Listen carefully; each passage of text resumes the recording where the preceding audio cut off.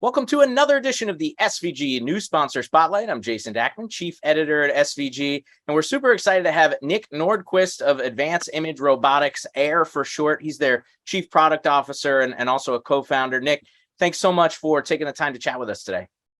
Well, thank you for having us, Jason.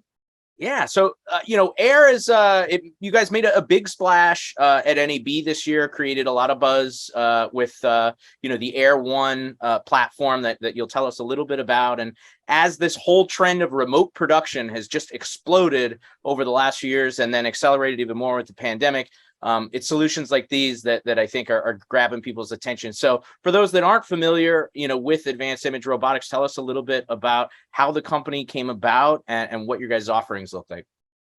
Yeah, well, the backstory is kind of interesting. So originally it started, my background is in production. I've spent 30 years making TV shows, and I wanted to shoot my daughter's soccer match. And there wasn't really a good way to do it. So, I tried to go out there and shoot with my big pro gear, and it was too heavy and too cumbersome. And so okay, I needed to get the camera up in the air. And so I, together with one of the folks that's still working with us here, Zuby, we hacked together a system out of drone parts to be able to put a camera high up in the air and control it via touchscreen interface, like super lightweight. So that was the origin of the company. I was trying to solve a problem, a simple like hobbyist kind of problem. Right. And then one day I'm shooting a soccer match and I'm shooting a corner kick where I'm starting tight and kind of come wide and do this nice little beautiful gentle drift into the box, and I go, oh, that's really hard to do if I'm bent over with my eye in the eyepiece, trying to pan, tilt, zoom all together. And that's kind of when I had the aha moment of this has applications for all kinds of different sports and use cases.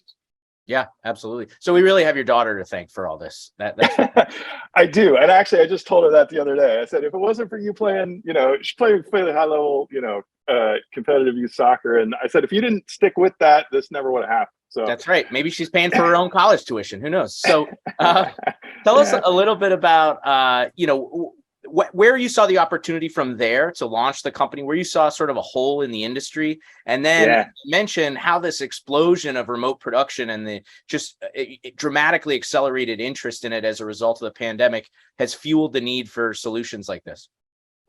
Yeah, we got lucky in a lot of ways because of the timing of this thing. I mean, as you can imagine, when COVID hit and we all had to start working remotely, we figured out ways to make it happen, right? It was like we had to figure out ways to work remotely, but the gear really isn't designed for that. Our traditional stuff just isn't designed to be remote controlled, at least not, with, large sensors and big lenses and that kind of stuff. You can do little PTZs, but I kind of think of those like, glorified security cameras. So there wasn't really a good way to do it with the traditional gear. Sure, we could be creative and figure out ways to make it happen, but the gear wasn't optimized for that. Because of the nature of how this system, our AIR system, was designed from the inception, it's 25 feet in the air. So it was built from the very beginning to be remote controlled, and to be remote controlled over Ethernet, just standard Ethernet infrastructure. So because that was there, it made it very easy for us to go, hey, we're controlling this stuff locally on a LAN. What if we could control it from offsite? What if our camera operators could be anywhere? And the answers to that, following that thread is really what us led to launching the entire AIR platform, which is actually more than just camera control. So the cameras natively connect over IP to cloud-based switching instances. So this old model where you had to roll a whole outside broadcast truck to the site, an army of people in gear, set it up. You don't need to do that anymore. For some of these, smaller and mid-tier productions, you can now leave that OB truck in the cloud, as it were, and just connect our cameras from on-site up to those instances. Very cool. So, I got a chance to look at the AIR One at NAB, and essentially it's, as you mentioned, it runs on Ethernet connectivity. It's cloud native. It's remote control as well as, a full video production if you want. But again, for those that aren't familiar with it, tell us a little bit about how it works. If you're trying to get started, if you're envisioning, like you said, a low to mid-tier sporting event, trying to get that end-to-end solution at a costs-friendly, level. How does the actual application work, and where has it been deployed? Like what sports so far? Yeah, so we're still pre-launch. We're coming out Q4 this year. We're going to start shipping our first units, but we've been doing extensive testing, shooting a bunch of different sports. We did a Major League Rugby preseason match down here at the Olympic Training Center. We've done some Gracie jiujitsu tournaments, a number of other events. We just did some testing with Turner Sports on NBA Summer League, and this is one of the things that I hadn't really anticipated. When we first launched, I thought it was going to take us a while to get into the tier 1 stuff, but there's a need there too for putting cameras in kind of unique positions and getting that shallow depth of field that we can bring with the digital cinema camera. So basically the system in a nutshell is a digital cinema camera mounted to a robot with an embedded computer in it. So it essentially functions like a gimbal. Like you can, when we shot the Major League Rugby, we had 2 cameras up on a 25-foot stand, stabilized in the wind and all that. And then the cameras connect over standard LAN infrastructure. All you need is a broadband connection.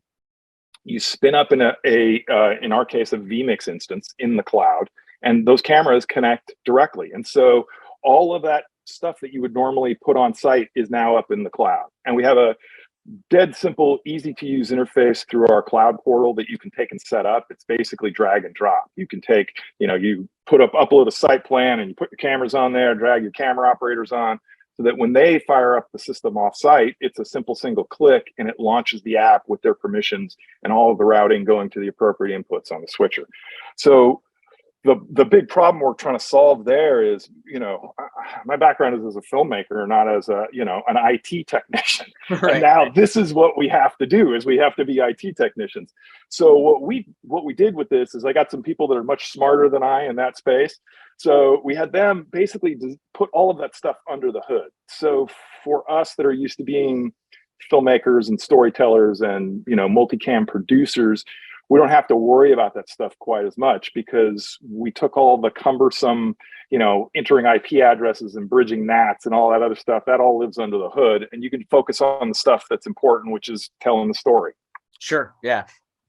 I think one thing that I heard a little bit of feedback from people that have looked at it, that, at first glance, you could see how people would be like, well, this is kind of almost like a prosumer thing. It's not going to fit into my live production, my broadcast model.